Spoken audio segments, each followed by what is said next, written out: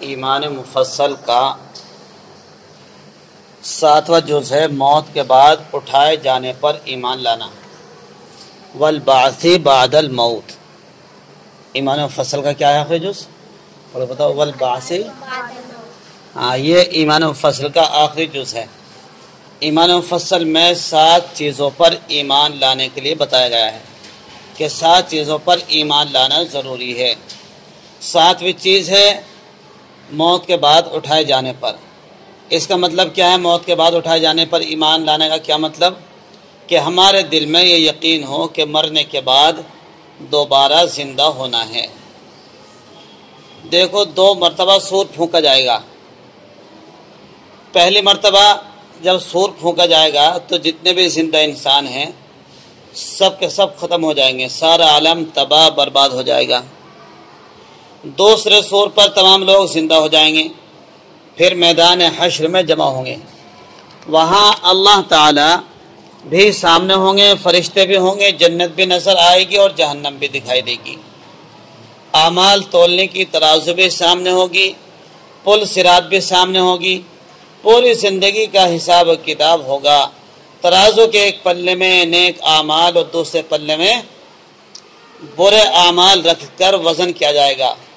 جون سا پلہ بھی بھاری ہوگا اسی کا فیصلہ ہوگا۔ اللہ تعالیٰ سے دعا کرنی چاہیے کہ اللہ تعالیٰ ہم سب کا حساب، پوری امت مسلمہ کا حساب آسان فرمائے۔ لہذا اس بات پر بھی ایمان و یقین رکھ کر زندگی گزارنا چاہیے تاکہ ہر وقت حساب و کتاب کا خوف رہے۔ یہ بات بھی ذہن میں رہنا چاہیے کہ ہم جو کچھ بھی کر رہے ہیں، چھپ کر رہے ہیں یا کھلم کھلا کر رہے ہیں، ہر چیز کا حساب و کتاب دینا ہے۔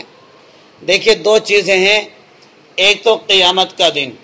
قیامت کا دن وہ ہوگا جس روز پہلا سور پھونکا جائے گا، اور دوسرا دن ہوگا جب دوسرا سور پھونکا جائے گا، سب لوگ اکٹھے ہو جائیں گے، وہ ہوگا محشر کا دن۔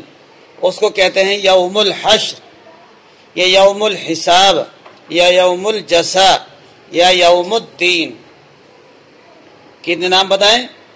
یوم الحشر یعنی جمع کیے جانے کا دن، سارے لوگ جمع ہو جائیں گے، یا یوم الجزا بدلے کا دن، یوم الدین بدلے کا دن، یوم الحساب حساب کا دن۔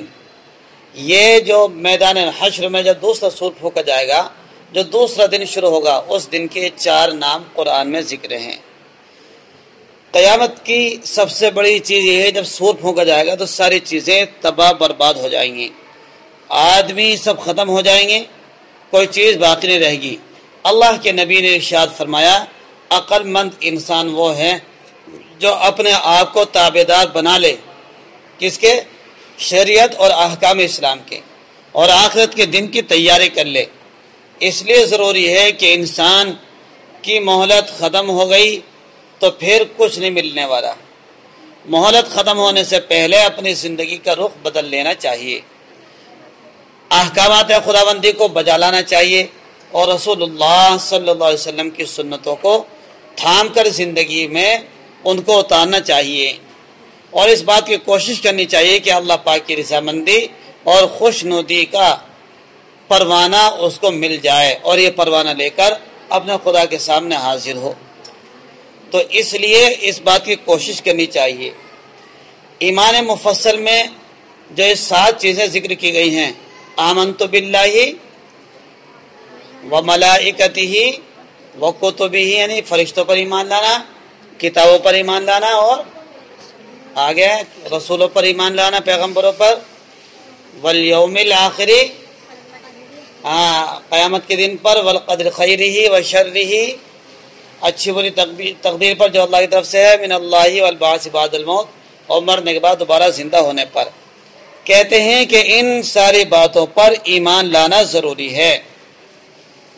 اگر کوئی ایمان مومن یعنی مسلمان آدمی ان ساری باتوں کو نہ مانے، 1 یا 2 بات کو مان لے، تو وہ ہرگز مسلمان نہیں ہو سکتا۔ خدا تعالیٰ کی توحید اور پیغمبر کی پیغمبری اور خدا تعالیٰ کی کتابیں اور خدا تعالیٰ کے فرشتے اور قیامت کے دن اور تقدیر اور مرنے کے بعد زندہ ہونے کو نہ ماننا، یہ ہرگز نہ ماننے والا مسلمان نہیں ہو سکتا، ہرگز مسلمان نہیں ہو سکتا۔ اس لیے ان ساری باتوں پر ایمان لانا ضروری ہے۔ پیغمبر صلی اللہ علیہ وسلم نے 5 چیزوں پر اسلام کی بنیاد بیان فرمائی ہے۔ ان میں فرشتوں، خدا تعالیٰ کی کتابوں، قیامت اور تقدیر وغیرہ کا کوئی ذکر نہیں۔ تو کیا ان پر بھی ایمان ضروری ہے؟ کہتے ہیں کہ ان 5 چیزوں میں حضرت محمد صلی اللہ علیہ وسلم پر ایمان لانے کا ذکر ہے، اگر کوئی سمجھداری سے سمجھ لے۔ اور جب کوئی شخص حضرت محمد صلی اللہ علیہ وسلم پر ایمان لے آیا تو اسے آپ کی بتائی ہوئی تمام باتیں ماننی ضرور پڑیں گی، اور خدا تعالیٰ کی کتاب جو حضرت صلی اللہ علیہ وسلم لائے ہیں اس پر ایمان لانا بھی ضروری ہوگا۔ یہ سب باتیں جن کا ایمان مفصل میں ذکر ہے خدا تعالیٰ کی کتاب قرآن مجید اور پیغمبر صلی اللہ علیہ وسلم کے بیان سے ثابت ہے، اس لیے ان سب پر دل و یقین سے ایمان لانا ضروری ہے۔